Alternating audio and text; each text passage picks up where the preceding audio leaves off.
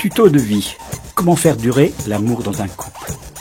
Pour commencer, définissons ce que nous entendons par amour. Il y a l'amour-action, on se trouve dans le faire. La Bible parle beaucoup de ce genre d'amour. Lorsqu'elle enseigne à aimer son prochain comme nous-mêmes, elle veut dire faire du bien à votre prochain, même si vous ne ressentez pas grand-chose pour celui-ci. Lorsque Jésus est mort sur la croix par amour pour nous, il ne dégoulinait pas d'émotions sentimentales pour les êtres humains. C'était un vrai calvaire pour lui. Et puis, il y a l'amour-émotion. Celui qu'on a lorsqu'on rencontre son amoureuse ou son amoureux, le toc-toc sur la bretelle, l'adrénaline qui monte, les palpitations, le sentiment d'amour, le bonheur, quoi. Au début, l'amplitude de l'amour-émotion est au maximum. Ça peut durer quelques jours, quelques mois ou quelques années.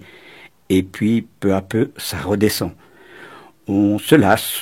Plus de mots doux, plus de câlins, plus de relations physiques. L'amour-action est encore plus difficile à gérer. Pour l'homme, aimer sa compagne et prendre en charge des tâches ménagères, ça n'a rien à voir avec de l'amour.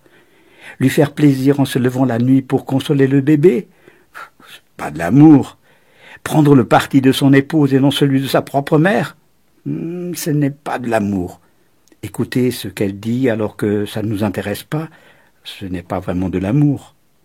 Pour la compagne, comprendre que son homme a besoin de relations physiques plus intenses et se prêter au jeu, ce n'est plus de l'amour.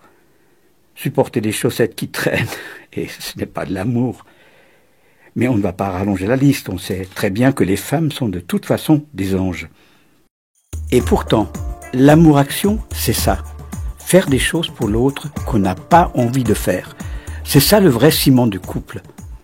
Et, bien sûr, le pardon mutuel. Attention, nous ne disons pas qu'on doit tout accepter, endurer. Si tu fais la planche pendant des mois et des années, ton couple est en danger. Consultez un conseiller conjugal. L'amour est patient, mais n'accepte pas que ton conjoint exploite ta patience. Bref, un amour harmonieux se compose à la fois de l'amour-action et de l'amour-émotion. Mais que faire lorsque l'amour-émotion disparaît? Et c'est même inévitable dans un couple. Et lorsqu'il disparaît, on dit que l'amour est mort. On commence à faire lit à part, on se sépare, on divorce. Rappelez-vous, c'est l'amour-action qui est le ciment du couple, et très peu l'amour-émotion. Ce dernier est très fluctuant, fragile. Lorsque vous êtes dans un désert émotionnel face à votre compagnon ou votre compagne, augmentez l'amour-action.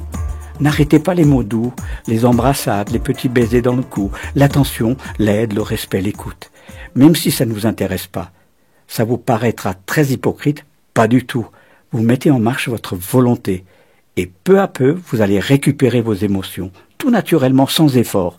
Ce n'est pas en un seul jour, mais ça peut durer quelques jours ou plus. Si jamais vous n'y parvenez pas, consultez un conseiller conjugal. C'est là que votre couple est le plus vulnérable. Soyez vigilants. Et il y a une astuce très simple. N'acceptez, pendant ce temps, même pas de boire un café seul à seul avec un copain ou une copine avec qui vous vous entendez bien. Et surtout pas avec une personne que vous ne connaissez pas. Ayez toujours en tête que pour un couple qui s'est bien entendu pendant un bon bout de temps, il n'y a jamais un point de non-retour. Je répète, il n'y a jamais un point de non-retour. Encore quelques conseils très simples. N'oubliez pas, votre compagne est avant tout une oreille. Si vous voulez conquérir une femme et faire durer la conquête, écoutez-la, faites-la causer. La sexualité est un don de Dieu. Préparez vos rencontres amoureuses et intimes à l'avance. N'attendez pas que votre compagne vous les propose. Les femmes sont en général plus discrètes et moins envahissantes que les mecs. Ceux qui ne vous dispensent pas, vous les compagnes, de vous rendre aguichante, voire provocatrice. Dans le couple, au moment des relations intimes, tout est permis, à condition que votre partenaire se sente à l'aise. Dans vos relations, soyez francs. Dites à votre compagnon ou compagne ce que vous n'aimez pas et ce que vous aimez. Et voici le texte tiré de la Bible pour accompagner ces réflexions. C'est pourquoi l'homme quittera son père et sa mère pour s'attacher à sa femme, et les deux deviendront comme une seule personne. Ce mystère est grand, et moi, je vous dis qu'il s'agit du Christ et de l'Église. Mais il s'agit aussi de vous. Chacun doit aimer sa femme comme lui-même, et la femme doit respecter son mari. Éphésiens 5, versets 31 à 33.